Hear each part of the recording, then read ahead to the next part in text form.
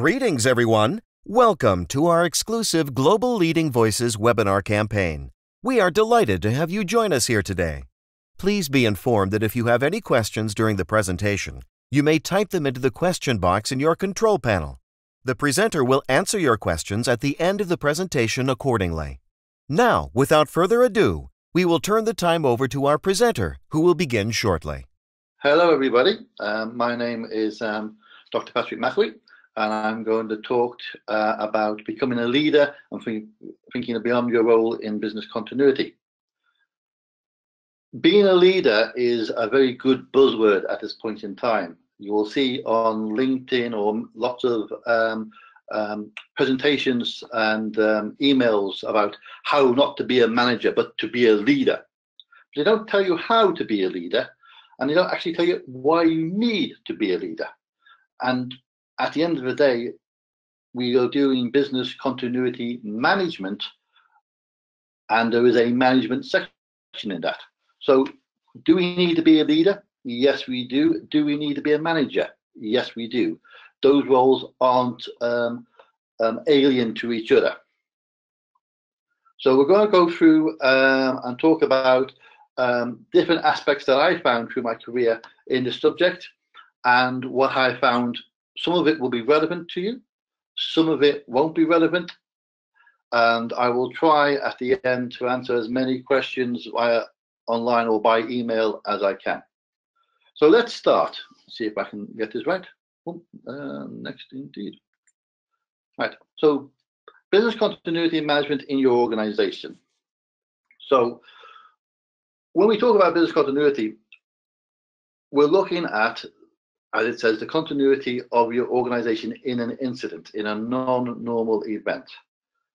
Whether that is a disruption to an IT service, whether it's a disruption to staff, whatever the cause, it stops your organization performing. So I split this section into three different areas. Selling the need. Why do you need business continuity in your organization specifically? Is it a legal requirement? Banking, petrochemical, national critical infrastructures may have a need for those plans. Is it because you need to then go and get new tenders with new clients, and they have an ISO standard requirement for 23301 business continuity, 27,000 IT security, which has an ITDR part. So when you go into your organization or you're talking to your organization, most people make the mistake of selling business continuity as, what if this happens? And most people don't think, what if that? We think, what if that happens, because that's our job. Normal people, and I use that term, in its broadest context, they think it will never happen. Why are you trying to sell me an idea about doing IT disaster plans, doing business continuity plans, putting all this time and effort into a subject that will never happen to us? Okay, and most people fail, especially with senior management, at that point, because everybody knows that they're going to go to work, they're going to work well, they're going to go home, and big disasters happen to other people. Although there are 23 disasters happening every single day. At some point, those people were right, and then at some point they were wrong. So what we need to do is go and sell business continuity as a benefit to your organization. But we must be careful when we say benefit. There is a movement that says, when you do a BIA, my business impact analysis, if I have 15 people or 500 people when I worked for an American organization in HR, but in an incident I only need 3, do I need those other 497 people? Well, in reality, you do, because an incident is a day outside the norm. You need those people in the normal things. You don't need them in an incident. But some people, especially in change management, have this idea that if you only need 3, then that's what you need to run your organization. It's a very interesting and well, very silly arguments, but that's what they go. So when you go and sell business continuity to your senior management, you have to sell them what benefit it is. And why I mean by benefit, I mean, yes, you'll have, you will be able to withstand most incidents. Yes, you'll be able to recover quickly. Yes, you'll be able to go and tell your clients that you have a certain amount of sustainability and business continuity within your organization. But also, you'll be able to go after the new clients, the new tenders, the new government contracts that have business continuity as a requirement. And you could be able to go and say to them, why would you go with that organization and not with us? We have business continuity, we have IT security, we have risk management. Why would you take the risk of going with them? We're certified, we have ISO standards. That's a buy-in because it's a profit margin. Yeah? Business continuity is a cost because you're paying for people and staff and training and ITDR sites for an event you hope will never happen, and you're training for events that you hope will never happen. When you sell that to your senior management, or if you're in senior management, when you're responsible for that, you have to look at the benefits, and the benefits outweigh the costs. The benefit to your organization is in how you can go and market that skill sets that you have within your organization to your new clients, and also to winning your community, which is part of what we'll be discussing later. So that's the selling point of why we use business continuity to a senior management. Another thing is how complex your plans have to be. Now, I've done around 4,500 events worldwide. I know what I'm talking about. I know how to handle incident management, whether it's a bank for building collapse, tsunami, whatever it is. I only plan for loss of key personnel, loss of key services, loss of building, and possibly an IT failure. So whatever happens, if I lose personnel, I've covered it in my loss of personnel. If I've got a denial of access, I've covered it in my loss of building. If it's a key service like IT, I've covered in that. I don't have 58 million plans. I don't have plans for pandemics because that's a loss of key personnel. But in reality, if your personnel are down, probability is your customers down as well. So it'll probably even itself out. I don't plan for meteorite strike because we would all be dead. So why would I plan for that? I keep my plans simple because I want to be able to be able to react to what's actually happened, not to have plans set in stone. So if there's a denial of access, I can't get into my site, it's a denial of access, I need to move my people, my systems, and my services. So that's how I plan. I don't get too, obviously there's certain organizations, pharmaceutical, petrochemical, banking, and IT, which are more in depth, and their planning is much more complex. But from a basic point of view, I look at everybody who has moved house. They've moved their building, their house. They've moved their internet and the Sky and the telephone, which is the systems. And hopefully you have moved your family, which is your key personnel. If you can move house, you can move a building. Slightly more complicated, but the process is exactly the same. So when we look at how our plans are organized, I've seen lots of wonderfully technical drawings about how incident management works. And I've run some major events, hundreds of millions being lost every single day. And I will look at that and I'll go, how would that work? How could that process possibly work? Too many people involved, not enough skill sets, not enough time. The call trees are ginormous. You would spend your entire afternoon of your incident just activating your call trees. Yeah? And then you have to ask yourself, well, if I'm activating a call tree, what are HR doing? Yeah. So how complex are your plans? Certain plans need to be complex, but some don't. If you're recovering to an IT site and you have a specific builder, a specific server that's gone down, and you're not an IT guy because, or an IT girl, because in business continuity you don't actually have to be. Part of your plan shouldn't be 58 pages on how to rebuild that server. Your plan should say, these are the agencies that have people who can rebuild that server. These are the contact details. Phone them up, get somebody in, get them to do it. Again, it goes back to the business continuity management, not the business continuity doing. Yeah? You're a manager, you're a leader. Your job is to oversee, not to actually do it yourself. And that leads us nicely into a wonderful thing called team management. You are part of a team. Whether you're a chief exec, whether you're a head of silver or bronze or gold, whatever part of the structure that you're in, you're part of a team. And how you manage that team is critically important.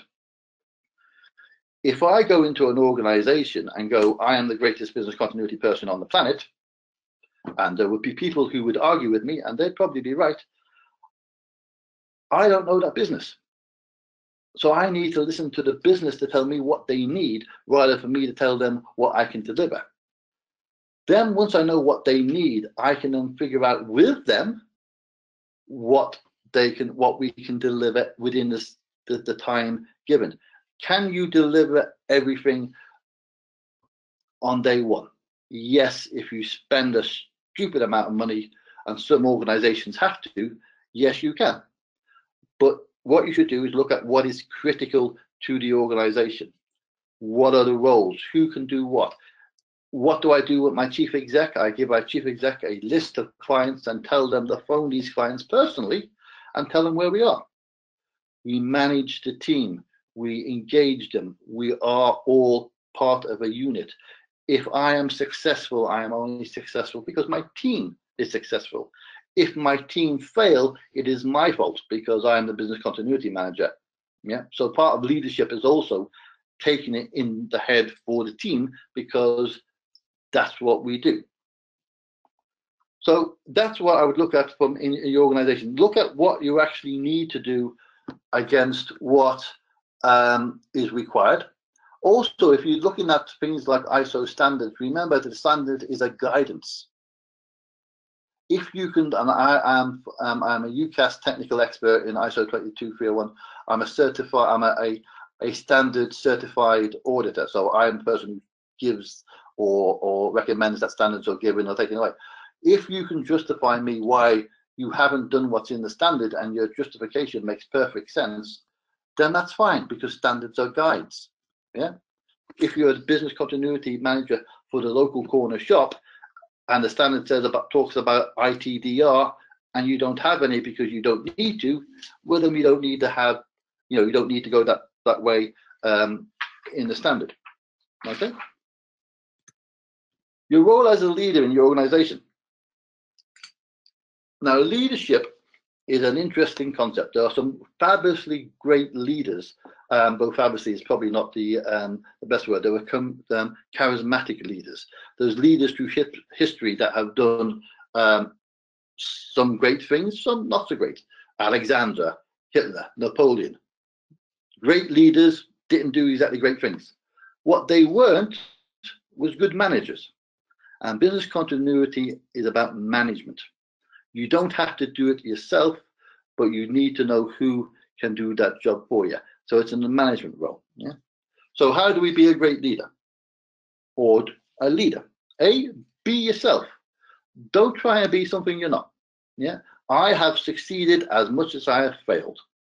And that is a line from Jerry Maguire, but it's a good line, and in my case, it's absolutely true. Don't worry about being successful. Don't worry about how many times you failed, because you will. That's life. So be yourself. If you don't know something, ask. Nothing wrong with that. The worst thing you can do is to go in and say, I've read this book on business continuity. I've read the ISO standard. I know everything. You will do it this way, because people will look at you and go, why? Because a book says, because then we've done it this way the entire life of the business and it works. So be yourself, and then when you go to talk to people, don't have, I read it, or I talked to Pat and he says do it this way. Get advice, but do what's best for you and your organization. Remember, your job is to make sure that your organization is operational in an incident. It isn't about, and it should never be, especially in this job, about you getting the next career ladder. Sometimes you do a great job in an incident, and that is the gift you're given. You're given a bump up the career ladder, and that's absolutely fine. There's nothing wrong with that, but that shouldn't be your goal. Yeah. You must, and I always do, I look after the chief exec exactly the same as I look after the cleaner. Because if I've covered the cleaner, and I treat the cleaner with the same respect that I treat the chief exec, then I know I've covered everybody in between. Yeah. So, you know, we talk about in the books and in the documentaries, and they always talk about key personnel. This is a key personnel. He's a director, therefore he's a key personnel. But if he's not doing anything in your incident, is he a key personnel? No. Is the cleaner that you need to go and clean out the mess of the incident, is that key personnel? Yes, because you actually use them. Yeah. So look at how you use people and always be yourself. Yeah. Treat everybody with respect. Again, you're going to be in very stress-filled environments. And what I mean by that is you will do DR testing. And sometimes the fire doesn't work and you get stressed. You will be in, you may have a bad day at work and that's stressful. None of that compares to a real life incident where your organization could be losing millions or hundreds of millions per hour. The level of stress that you, your team, and your senior management are going to be under is going to be incredible. But always remember that as a professional, you must act as a professional.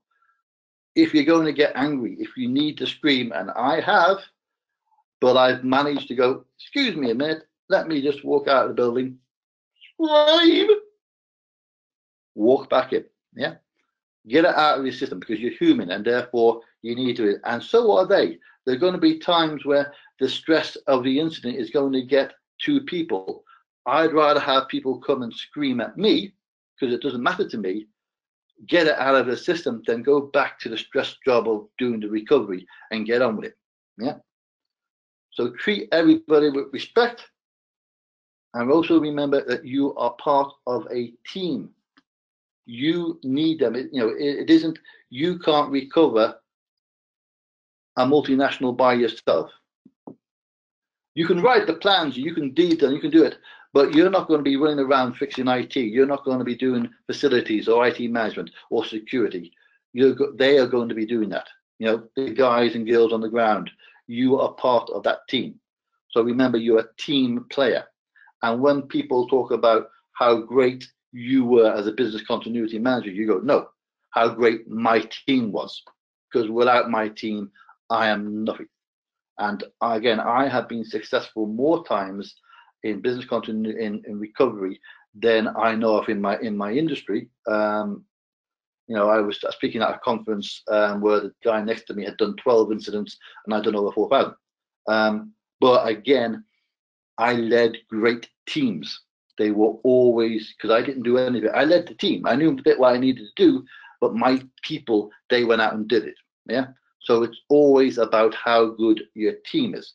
And if something goes wrong, it isn't that team's fault, it's your fault or my fault, because I obviously didn't plan ahead. I obviously didn't give that person the right skill set that they needed to do the job. What do I do? Okay, stop beating myself over the head, get somebody and fix it. Don't waste time and blaming people for incidents, just fix the problem. That's the role. Yeah. So that is what I would advise on remembering you're part of the team. Do this again. Right. How to work with other leaders in your organization. Now, this is the fun bit. And this is the bit that always causes the most problems in organizations. And it's because when you're given a project and you become the project leader and it's business continuity, people tend to think, not necessarily you guys, but people tend to think that they are all powerful and all encompassing. And what they tend to do is tell other leaders in your organization how to do their job. They go in and they go, oh, we have this IT component, therefore we need ITDR, therefore I'm going to tell the IT director or manager how to do IT as if they've never touched a computer in their life. I'm going to tell the facilities manager how to run facilities as if they've never walked into a building in their life. Now, in most organizations I've been to, the heads of IT generally know what they're doing, generally know more about it than I do. Facilities managers, if you're a facilities manager of a big bank with lots of branches, you have been doing incident management since you get into facilities, because there'll be a pipe burst, there might be a bank robbery, there might be a roof collapse. You've been doing incident management since you started, and then somebody with a title of business continuity manager is going to come in and tell you how to do your job. You know how to do your job. So that will get the backup, and it gets the backup quite quickly. And then what you get is you get resistance when you need to work as a team, and you need them, and they are already leaders in their organizations. They're part of the business, but they become siloed. Yeah. So facilities only deals with facilities. IT only deals with IT, and what you have is a fractured organization, a fractured business continuity plan. What you need to do is go, this part of the plan is going to be facilities. Facilities know what they're doing. All I need to do is tell facilities, this is what we need to do. A facilities manager will know if he's had a fire, that building is going to be out of commission for 3 weeks, 6 months, whatever. Maybe you need a new building. They will know that. Your job is go, okay, where do I get a new building from? How do we do it? You know, and they, as a facilities manager, probably have more contacts in that particular environment than you do. Likewise with IT, with the IT managers, you need these people to be on your side, and you can't alienate them by being, I am in charge of this project. You may be in charge of this project, but the head of IT got to be the head of IT because they know what they're doing. Yeah. Not because they were just promoted because they didn't know what they were doing, and you know, they're the son of somebody. Although that can happen, but when it does happen, sometimes the son of somebody actually does know what he's doing as well. So treat these people with respect, and remember, as a business continuity manager or leader, you don't need to know how to do ITDR. You don't need to know how to do facilities or security. You need to know the number of the person who does. That's what you need to know. That's the part of management. And the part of leadership is to bring those people into it by not threatening them, by not saying to them, I'm going to take over because you don't know what you're doing. Most times in big organizations, where there are issues with IT and facilities, it isn't that the people don't know what they're doing. It's because A, they haven't been given the money to do what you need them to do, because the business case hasn't been made properly, which again goes back to going into a board meeting and saying, death and destruction is going to rain down on us. This is what we need to do. Instead of going in and saying, there are opportunities for us to increase our market share, increase our piece of the cake, but we're going to need some investment in facilities and IT, and this is how I justify that measure. So don't be going, oh, they haven't got this, they're terribly bad, because they probably haven't been given the budget for it, even though the IT manager may have put in a tender for that budget, because what they did was they went down the same route that most people go down. If death and destruction happen, this is what we need to do, rather than go down the route of, this is an opportunity for us to get a bigger slice of the cake, but this is what we need. And these are the tenders we can go after. Yeah. So treat your fellow leaders with the respect that they deserve, and give credit where it's due. If a facilities manager has gone out of the way, or even a member of staff has gone out of their way that helps you out, don't take credit for what you haven't done. Always go, that person did that. That builds your respect, builds their confidence, it builds your respect throughout the organization. You know, it's not about how great you are, it's about how great as a team you built. So if anybody, I will go, when I speak at lectures in universities, I am quite happy for a student to come up with a better idea than I've ever had. You know, that can happen. It hasn't happened yet, but it can happen. And you've got to be open to that. You've got to be open to somebody in your team going, why don't we do it this way? Because this way will actually save us a hell of a lot more money and be more operational. Because sometimes you get so focused on looking at what's in front of you, you don't see the bigger picture. Well, somebody, you know, in the bronze team may go, well, why don't we just do it like that? You know, we've all heard things about people who've asked questions and questioned the normal procedures, which have then changed how organizations do things that save them hundreds of millions. Yeah. So don't be scared of giving credit where credit's due, because that's part of that process. That's part of being a leader. You know, it isn't down to what you can do. It's down to what, as a team, everybody can do. Let's see if I can click this in. Now, how to expand your role and your image of your organization in your local community? Well, normally, you are part of a local community, and incidents, unless they are affecting a specific, your IT systems go down, there's a chemical spill. If it's an incident that affects the community, will have an impact on not only how you get to work, but your staff may live in that community, how they react, whether they can get into work or whether they can't get into work. So first thing to do is say, well, what actually is in my community? You know, am I a data center for IT companies, and I'm next to a nuclear power plant? Okay, well, I now have a substantial risk. Am I next to you know, a shopping mall on Black Friday? It could be a substantial risk of car parking. So what is in my community? And then how do I expand my organization's role in the community? That is not a bad thing to do. So look at what are the risks to your community. What would it mean? If there is an incident, you may want to go, if you're in the States, you have FEMA, in the UK, you have civil contingencies. In most European countries, you have a similar organization, and most countries have a similar role, where you go and you say, well, actually, we've got this big space that you can use to, if you need to put people up, or we've got these diggers, if you need to move, you know, you've had a landslide and you move, we've got these diggers here. Why wait for the 8 hours for the army to get there? We've got them on site, we can use them. What is in your local, you know, what is in, maybe on a building or an industrial estate, and go, what resources are in this estate that we could use to help everybody else in this estate? Yeah. Do you hold business continuity forums? Get the leaders of the local businesses together and talk to them about what is business continuity, because they may never have heard of it. They may be a small organization that have never heard of it.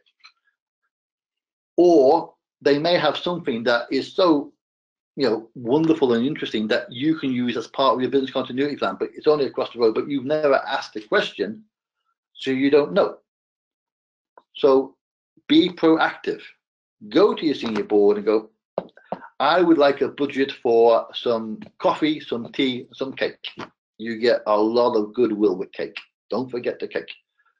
And go to your local community and say, I want to have a business continuity forum at our head offices on this day, and we want to talk about what is in the local area and what we can do to help each other. Yeah. Talk to your local government, whether it's a council or in the UK, we have business continuity officers and emergency planning officers whose job it is to promote business continuity. Invite them, talk about, you know, what are the roles and what is expected and what the councils can do and what are the risks.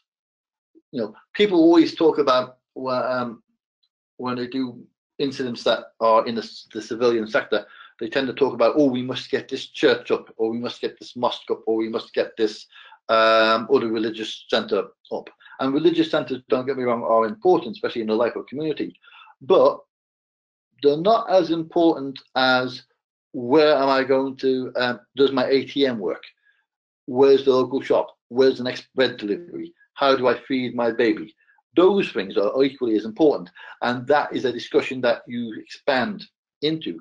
And there's nothing wrong with not only expanding that, but also going into organizations and the media and telling the media, this is what we're doing. We do this, and we also do this. Use the media, and we're not talking fake media here. Yes, let's leave the orange guy around. We're talking media, how you use media to communicate your message. And your message should be that you're looking after your people and you're looking after the community, because as a business, you are part of that community. And you want that community to prosper and do well. And if there is an incident, these are the people that we're talking to about how we can help. And it doesn't have to be financial. It can be, we've got 15 diggers and you've had a landslide, or your road's closed, but we've got lifting equipment.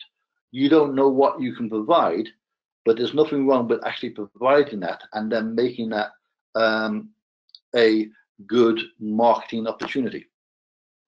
Yeah, you want to be part of the community, and that expands the role and the image of your organization.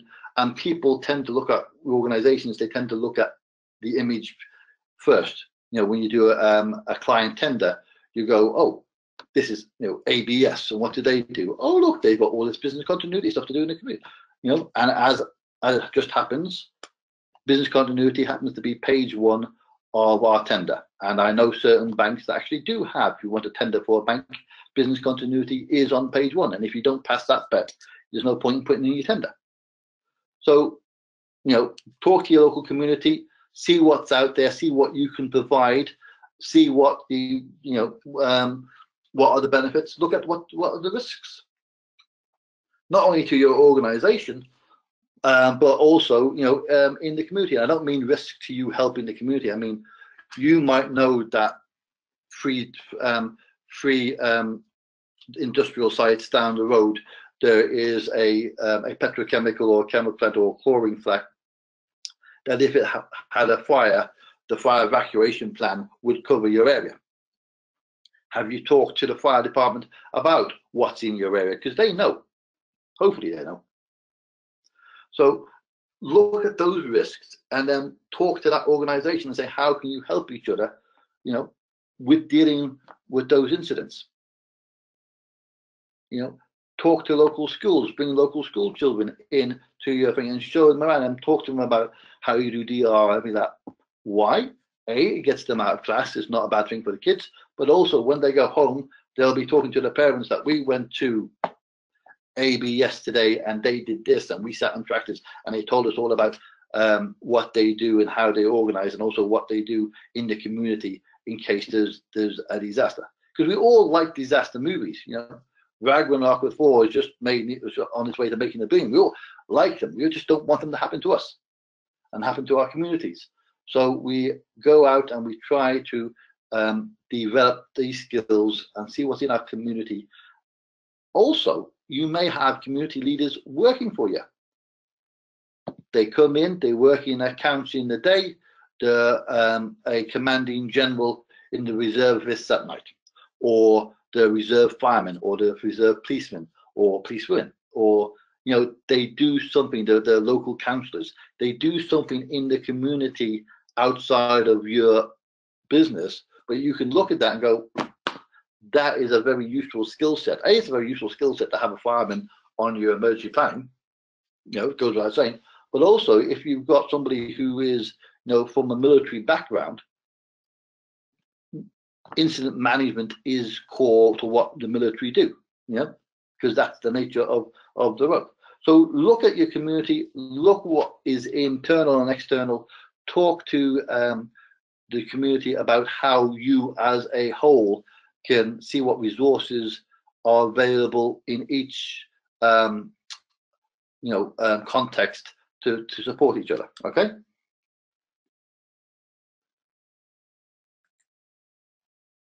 Now, how to work with local leaders and community groups. Now, everybody has agendas. Local leaders tend to have the agenda of being re-elected. Community groups have either agendas with integration, social justice, get whatever it is. It doesn't really matter. You should be careful about the community groups depending on what image or what they're trying to go after, because on a global stage, if your companies are multinational, you might find that having a relationship with a particular community group would be okay in one country, but might actually cause you a lot of problems in another. So try and stay away from organizations that are politically motivated. Try and talk to organizations and community groups that are focused on helping the community, no matter who is in that community. Don't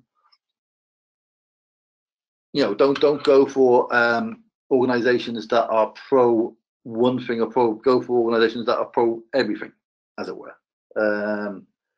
It's a very difficult, but I'll be able to go into more detail answers to your emails. But basically, if you have, what I'm saying is, don't go and align yourself with a group that turns out to be a right supremacy group or a left Marxist group, or because other areas will look at that and thinking, well, that isn't good. Now, with local leaders, what you might, local leaders have the goal of being re-elected, which means they like photo opportunities. So they like coming to things like your business continuity, once a month meeting with the local companies to talk about, resilience in your area. They like to come to those meetings, have the photographs taken, because then that goes in the papers. It's good for them. It's good for you. It's actually good for generating the publicity of business continuity in your area. So that's one way. But also remember that, like newspapers, politicians, given the opportunity where the votes are, will turn on you if there's a need. So if you have a chemical spill or whatever, that sort of thing, and you deal with it, make sure you deal with it in the right and appropriate manners. And then you can always bring in the regulators and bring in the local leaders and say, this is what happened, this is how it affected us, this is how we did it, this is how it recovered. Yeah. So it's about being able to go and bring these people in, give them photo opportunities, see what they need. Yeah, because local leader may actually have connections to national leaders who may look at what you're doing in resilience and go, actually, how would we do that in a national forum? How do we do that in our entire country? How do we do it in our entire business sector? Yeah, and you can be the focal point of moving that forward. For yourselves, writing articles, being proactive in how to develop business continuity plans or action plans for local community. If a one pager will do a corner shop, but if it isn't on that page, you may not know what to do. So be proactive. Don't ever be disrespectful to other people's plans, even if they are complete nonsense. I did business continuity for a bank, and I was going through their plans, and at the middle of the plans, they turned from a bank into a mining company, because the people had literally downloaded the business continuity plan from the internet, and it was a mining company. Very good plan if you're a miner, very bad plan if you're a banker. Yeah? So when you look at that, you just go, okay, these are issues that you probably need to deal with. Don't be detrimental. when you're dealing with people who've written a plan, don't go, aha, you missed this. Go, okay, let's try this, and this. Yeah. Try and install confidence and well-being and worthwhileness into that person. For yourselves, I would talk about writing articles. Don't write negative articles about this incident or that incident. You can write articles, and I've written loads, and so very lots of other people who've written very well. Write articles in a positive. Yes, this terrible event happened, and they did it this way. With hindsight, because hindsight is a wonderful thing, they may have wanted to do it this, but given the information that they had at the time, they did the best they could. Yeah, and that's all you can ask for. Is that in an incident, the people do the best that they can. As a leader, you need to do things like town hall or village hall meetings. Get your staff together, stand on a box or a chair or a table, if your health and safety allows you to, or not if they don't, and then tell them what business continuity is and why it's important to them. Yeah. Ooh, why, if I'm a bricklayer, why do I care about the accounts department being operational? Well, they make sure you get paid. That's why you care. Yeah. But you won't know it unless somebody's told you about it. Yeah. Be the same in your local community with your local leaders. Get up there and speak at conferences. Speak, put your name forward. Do what you can to make people go, oh, she or he knows what they're doing. Yeah. You don't necessarily, I mean, the thing about incident management is a lot of us have actually done incidents. People think that we would be disrespectful to people who have not. No one wants an incident. No business continuity planner on the planet wants to have to do an incident, because they're stressful, they interrupt normal business, they may hurt people, they're bad things that happen. What you want to be able to know that if something were to happen, your plans would be perfect. So test your plans, make sure they work. I've always had, and I'm pretty good. I said I've always been able to recover what I set out to recover. But my tests, I've never had a test work perfectly the first time, because I've always forgotten something, or somebody hasn't given me the right information, and that is okay. I would get seriously worried if my plans worked, in a test straight off, because I'm like, oh, not only have I missed something, but everybody's missed something. So don't be taking yourself too seriously. Get out there, write articles, do webinars, put things on LinkedIn, build your profile and the profile of your company. But also remember that it's easy to criticize. Oh, they did it this way and they should have done it that way, because you have hindsight and they didn't.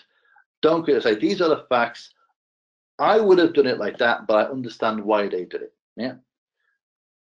Again, when you go into leadership, remember that the leaders who get to high, if you stand on somebody on the way up, you tend to meet them on the way down. Yeah. Which is why I always treat everybody with the same amount of respect, regardless of who they are. A, because it's just the right thing to do, and B, because if you're dealing with a local politician, or you're doing, that guy may end up being president of the country. So always treat people with respect. Always make sure that credit is given to where it is deserved, not necessarily with you. If it's you and your team, then it's your team. And make sure that everybody knows your name, not because you're a big-headed business continuity, blah, blah, blah, but because you're good at your job and that they can rely on you to get the thing done. And also remember that when you do your tests and when you do your exercises, the amount of stress that you're going to be under is completely different to a real event. So who you may have as a perfect person for an event may be the completely wrong person for an incident. You'll only find that out during the incident, but be aware of it. And also be aware that you're human. If you have a major incident where people are injured and death, sometimes that happens, Remember the fact that you yourself are a human being, and therefore, if you're talking about post-traumatic counselling for my people, I had a call centre that had somebody walk around and shoot an AK-47 at them. If I'm talking about business counselling for them, I may actually have to look at counselling for me, because I'm a human being just like everybody else. Yeah. So that is my take on how to be a leader. Engage in common sense. Don't be big-headed. Give credit where it's due. Be prepared to fail and put yourself out there. But don't bring in and always try and build things up rather than knocking them down. And now, again, that goes into knowing your limits. Although I have whittled on for more than 45 minutes. So know your limits. Know what you can do and know what you can't.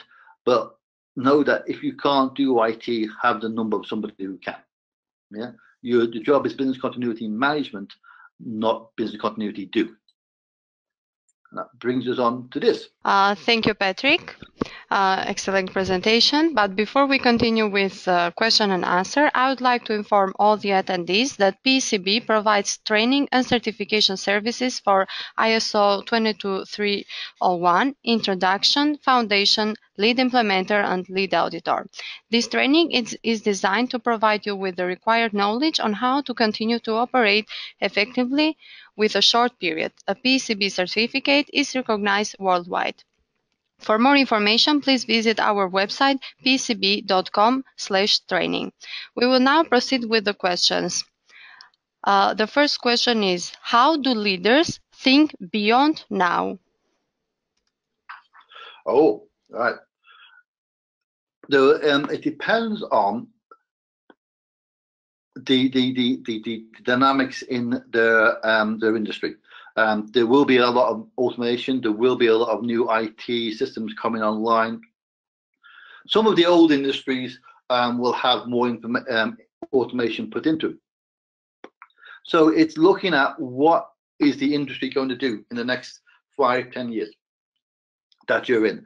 Now, most industries will have industry conferences where they talk about where the industry is going, mining, the use of more large-scale mining equipment or more sort of automated systems. So the problem from a business continuity point of view, with leadership is these, whereas if you had a miner and he got injured, you could go to a job center and get another miner. If you have a large-scale, tractor unit that's worth 40-50 million pounds, you're not going to replace it or fix it in 6 or 7 weeks, and that could be a big detriment, especially to your bottom line. So it's looking at more automation has more risks involved in it. It's how you manage the risks. So it's always looking at what the conferences are doing, where the industry trends are doing. Also, does your organization have its own big plans? Where does it, is it going to amalgamate? Is it going to acquire more organizations? How do they bolt onto you? So it really depends on your industry, but I would look at industry conferences and where those industries are going. But I guarantee in certain fields it will be more automation, and more automation has more risks. Less to the person, but more to the actual machinery going down. And these pieces of machinery aren't easy to fix or replace. In fact, some of them are impossible to replace. Thank you, Patrick. Another question is, how important is disaster recovery to my plan? I don't know. How important is it to your plan? If you're a bank, it's incredibly important. If you're a corner shop, not really. It really depends on what organization you are. Most companies use a certain amount of IT. You've got to also remember that the way the world is moving, there will be an awful lot of data protection rules and data privacy laws coming in, which affect your ITDR. Yeah. So if you go, oh, we have a backup, like I'm in the UK, if I say I've got a backup site in Norway and I sent my information to Norway, well, Norway is outside the EU, therefore I would have broken data protection laws. Therefore, I would have solved one problem in an IT situation, but I would have caused a massive other one because I would have broken the law. So it really depends on what industry you're in, what laws apply to you, and things like cost will come into a point. But if your industry doesn't use, and I can't really think of a lot of industries that don't use a lot of IT, then IT DR is important.